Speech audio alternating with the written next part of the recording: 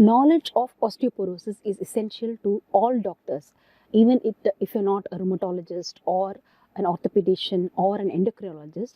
Knowledge of osteoporosis is actually very essential for any doctor, mainly because all over the world we miss lots of opportunities to treat osteoporosis, and it's not in just one country, it's the world over. This keeps happening.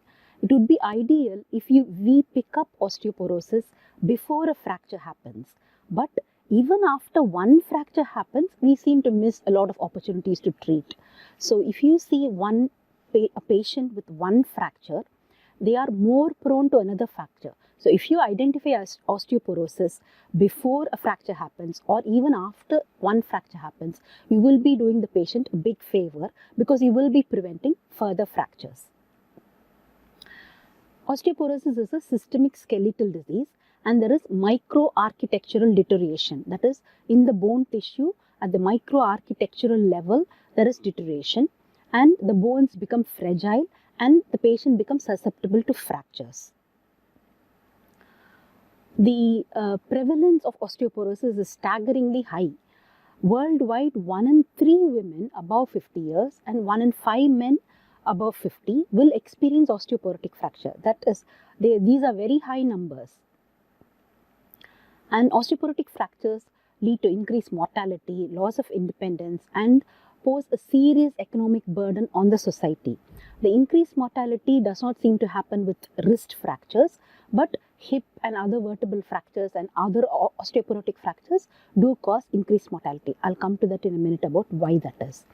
This is just one database I've shown you. 2.3 million osteoporotic fractures by 2 million Americans in 1 year. And osteoporotic fractures were responsible for more hospitalizations than heart attacks, strokes, and breast cancer combined. So, if you prevent one osteoporotic fracture, you are doing a lot of good to the patient. Okay, let's come to the bone. The bone is a dynamic tissue. Remodeling is always happening. It's being resorbed, new bone is being formed. We call this a bone bank. And in this bone bank, you can save, you can deposit money, you can deposit your peak bone mass into it only up to the age of 25 to 30. So you should save up when you can.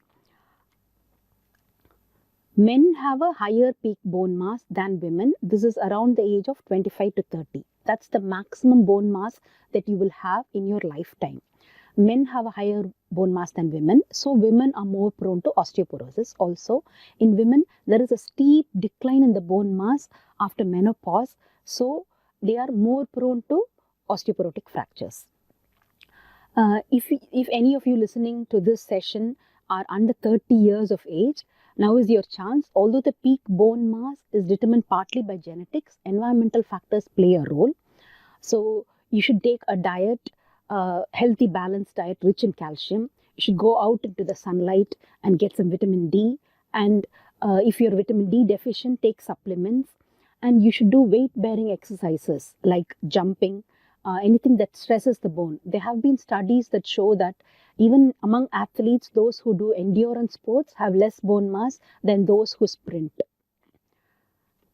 So increase your bone bank balance if you can.